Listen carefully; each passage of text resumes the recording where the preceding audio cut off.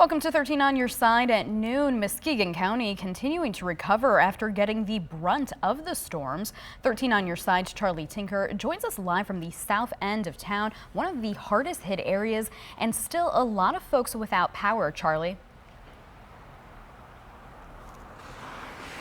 Yeah, Veronica, that is the sense we're getting this afternoon. We've had a number of people approach us, say, I've been without power since yesterday. All of the stuff in my fridge is literally chilling in a snowbank right now. And really, the best way to describe what we're seeing and experiencing here on the south end of town is it's almost like it's snowing again. You have these big, heavy clods that are falling from the trees. I just got peppered by one. It's been coming down for quite a while now, and it's so heavy, it's so wet. You see how it's weighing down some of these tree limbs. That's believed to be one of the root causes of some of these power outages, the difficulty seen since this storm began.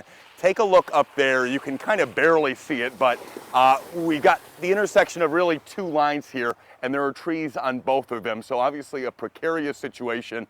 That has the fire department out responding, that has consumers out here responding, trying to restore power, trying to get rid of that potential hazard to folks who are just out and about. At the peak of these storms, I'll tell you, around 30,000 people is what we learned were without power at one point in Muskegon County. Now, I spoke with the Muskegon Fire Chief, the city of Muskegon, about an hour ago. He gave me the rundown on the response so far. Very hectic, as you might imagine, to say the least. Extra shifts had to be called in.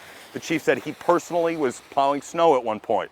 As of about 10:30 this morning, the department had received 124 calls about down power lines, so certainly a lot. He could not give me a number in terms of the folks whose power went out and whose lights had yet to come back on.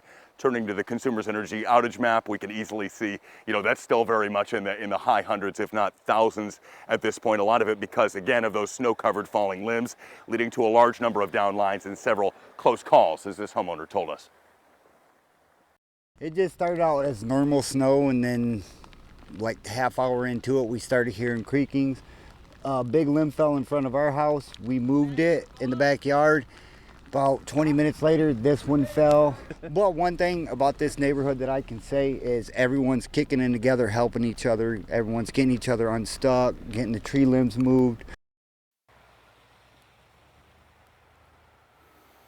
Yeah, we have seen that continuing today, so good news on that front, at least. Easier to bear, certainly, with a little help from your friends and neighbors. We have not seen any utility trucks out here yet today, though our understanding is those restoration efforts continue. The fire department's still out here and still with extra personnel on duty. We'll be here keeping you posted live in Muskegon. Charlie Tinker, 13 on your side.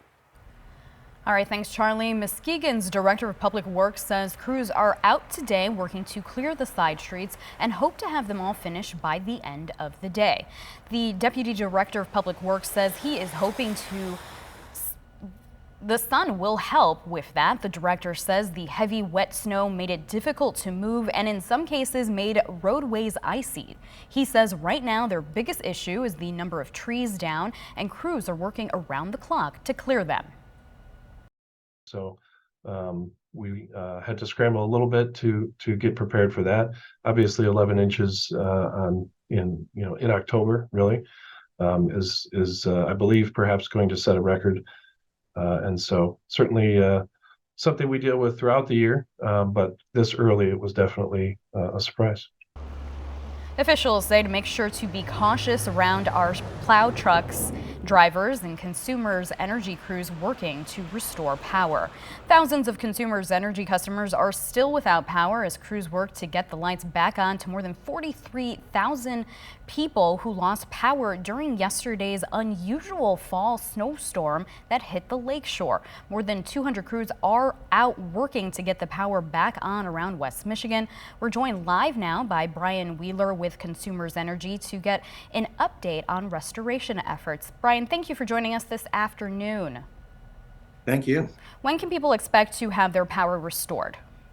Yeah, as you mentioned, 43,000 homes and businesses lost power at some point since yesterday. Right now, we're looking at about 32,000. So we are making some progress. Our goal is to get the power back on for everybody by the end of the night tonight, by midnight. And as you mentioned, there are 200 plus crews that are at work right now. We're trying to bring more resources into the Muskegon area because there's a lot of work to be done. But our commitment is there around the clock until we get power back on for everybody. Okay, that's great to know. Obviously, we get a lot of snow in West Michigan. That's not uncommon, but typically we don't see such a large number of power outages. Why did we see so many yesterday? Yeah, I think as you mentioned, the timing is what really distinguishes this storm. The fact that you're seeing this heavy snowfall, this heavy wet snow, and it's not even November yet. So it's hitting trees that not only have branches, of course, but also have a lot of leaves. And so it's creating more downward pressure, pushing those tree limbs and branches down right into power lines as well. This is really an unusual storm, like you said, probably a historic one as well. And it's created some unusual situations for us to deal with. Yeah, absolutely. Consumers Energy has outlined plans to improve reliability. Can you talk a little bit about those efforts?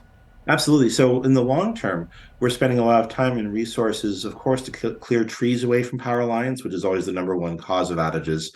Also, in some cases, in some communities, burying power lines more and more to protect them from Mother Nature in situations like this. So we'll be doing work over the years to come. We'd love to have a future where a storm like this can have much less of an impact on our community. All right, Brian Wheeler from Consumers Energy, thank you so much for joining us again and providing that update for us. Thank you. Well, now here are some safety reminders. If you see a down power line, avoid contact with it by staying at least 25 feet away. If you need to use a generator, make sure it's a safe distance away from the house to avoid carbon monoxide poisoning. And if you're out on the roads, stay alert and watch out for crews working to restore power in your area. Now, if you're wondering where Sam is this afternoon, she's in Holland for the morning team meetup. So let's go ahead and check in with her. Sam, after yesterday's storms, are we expecting any more snow? You know what, Veronica, we are going to be in the clear in terms of stormy conditions for the foreseeable future, but it's understandable that we saw some of the impacts that we did. Look at some of these snowfall totals that we received yesterday. We're talking 11 inches of snow in North Muskegon. Spring Lake saw 9 inches of snowfall, and Norton Shores saw 7 inches as well. Now, we're live in Holland early on this afternoon, where there still is some snow coating the ground, but we have seen chunks falling off the tree since we've come inside, and even starting to see that sunshine poking through the clouds. We've got partly cloudy conditions right now, temperatures sitting at 36 degrees in Holland. And a current look at our satellite and radar, plenty of sunshine to go around. Just a few light flurries right now along and south of I-94. That will continue to be the case on and off throughout the day today. But when it comes to impactful snowfall, well, that's all behind us. Temperature-wise, 32 degrees right now in Grand Rapids, 28 degrees in Big Rapids, and you need the extra warm coat in Muskegon today at 34 degrees. Hour by hour forecast over the next 48 hours keeps us feeling like the upper 20s to low 30s all day and night long. And then as we track into tomorrow, finally a slightly warmer air mass builds into place as our southwest winds kick up, gusting near 30 miles per hour. Coming up in my full forecast, we'll break down if we have a bigger system headed our way in our future and see if there will be any additional accumulating snowfall. Veronica. All right, thanks, Sam. Be prepared for the next storm in West Michigan with the 13 on your side weather app. You can find the latest forecast, live radar, traffic conditions, and more. It's free to download in the App Store.